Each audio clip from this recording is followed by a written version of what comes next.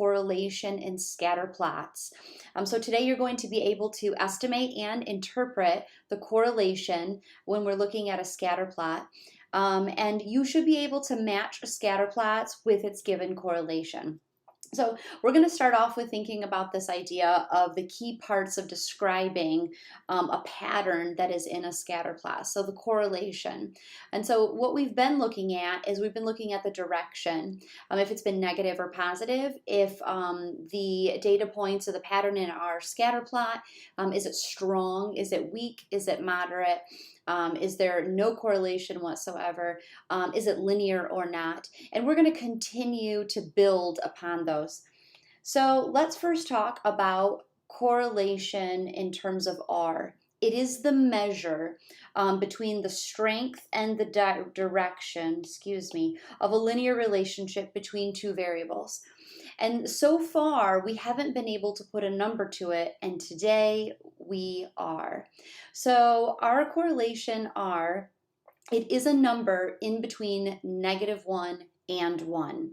So take a look at our scatter plot. This red line right here is a regression line, and we're going to be talking about that in the next few days. But I'd like you to see, and it helps when drawing this kind of like a line of best fit, is it helps for you to see that this pattern is pretty linear, and then you want to decide is it a positive or a negative, and clearly this is positive. And students have been struggling with, well, is it weak, is it strong, and what does that look like, and how far away from this line that we would draw would it be strong or would it be weak?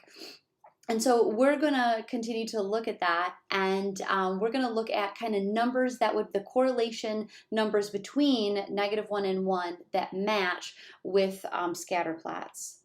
So I think this is a really great idea for you to pause and kind of draw this out for your own in your notes.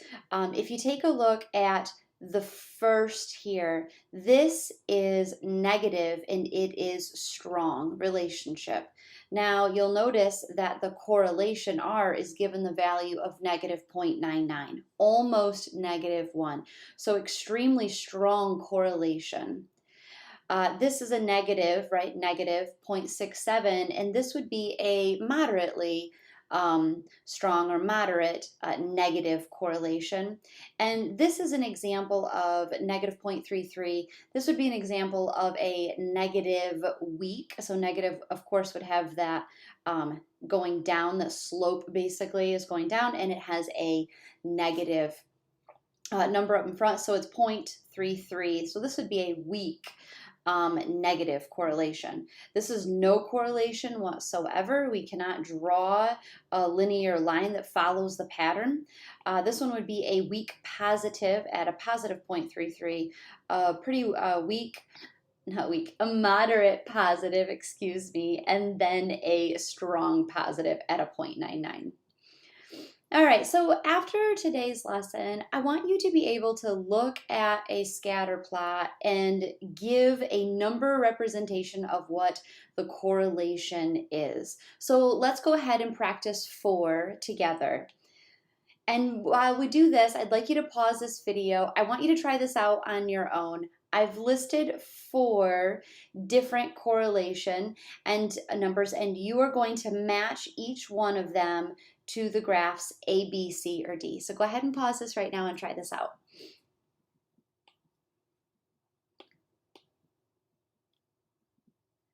Okay, so let's see how you did.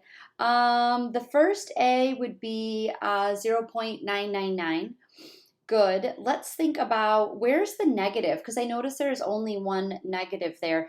And so that would be this graph right here. It's going in a pattern is going in a downward. So then you have to decide the other 2. One of them is a more close to 1, so a stronger strength at 0.908. And then one is a little bit more farther away from that line. So I'm going to say that this 0.98 would be C, and this 0.783 would be B. Because if you were to draw a line, you'll notice some of the points are farther away from the line than others. And for C over here, it's either on the line or kind of closer to that line, give or take a few of them. All right, so let's keep practicing. So here is our guessing game. So take a look at this scatter plot and I want you to make a guess. And let's round to the nearest like 1,000th place. So 3 numbers past the decimal and see if you can guess these next ones. So take a look at it. Do you have an idea? Maybe even write it down. And then let's see how you do. Ready? On your mark, get set. Did you get 0.995? Were you close? And if you are, that's good, right? Strong correlation is closer to +1, and that's a pretty strong correlation.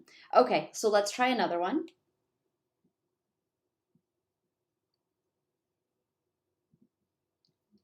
I'm like pausing to see, like waiting for you to guess it.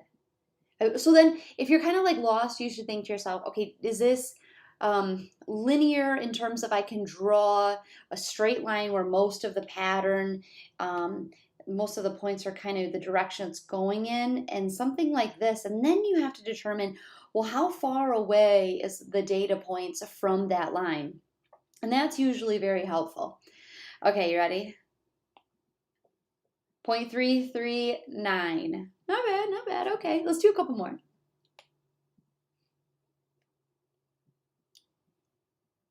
Definitely negative, right? Maybe stronger than the last one? Let's see, 1, 2, 3. Negative 0.816. Definitely stronger than the last one for sure. Okay, let's try one more.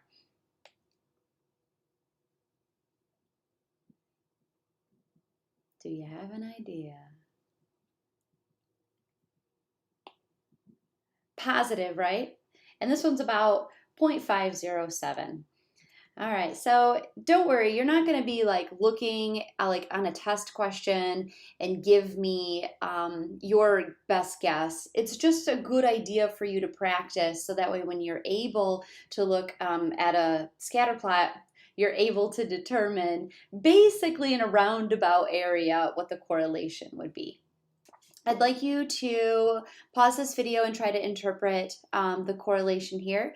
This is talking about the number of turnovers and the number of points scored. And this information, this data is from the 2013-2014 NBA season.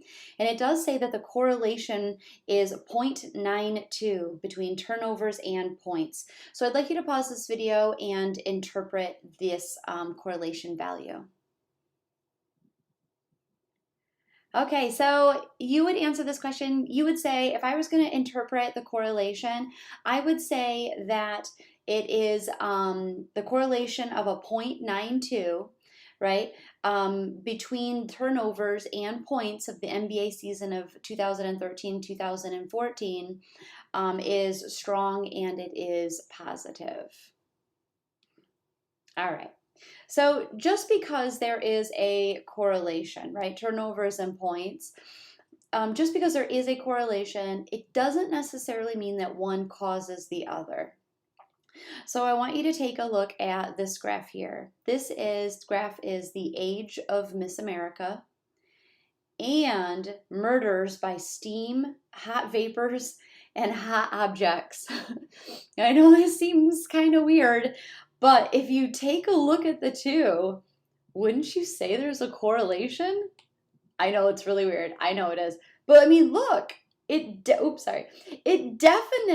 shows that it follows that same kind of pattern there. Like we could say, hey, it does correlate with each other. But does that mean the age of Miss America causes murders by steam, hot vapors, and hot objects? No. So this is really important for you to understand that just because there is a correlation does not mean that one causes the other. So correlation does not always mean causation. So let's just take a look at one more weird graph. Per capita cheese consumption, how much of cheese you eat correlates with the number of people who died by becoming tangled in their bed sheets. I do not make this up, people. I do not. But this is so wild to think about it, right? So clearly there is a correlation that is happening, but we know the more cheese you eat does not cause you to die tangled in your bed sheets. Definitely not. All right, well, I hope you've enjoyed today's lesson. I hope after today that you understand correlation in terms of a number from -1 to 1. I'm hoping that you're able to look at a graph today and you are able to ballpark figure what the correlation would be. Don't worry, we're going to calculate exact in the next lesson. And then I'm hoping also that you can interpret the context of the correlation, or the correlation in the context of the problem, and that you also understand that correlation does not mean causation. So I hope that you guys are having a great day, and I'll see you next time. Bye.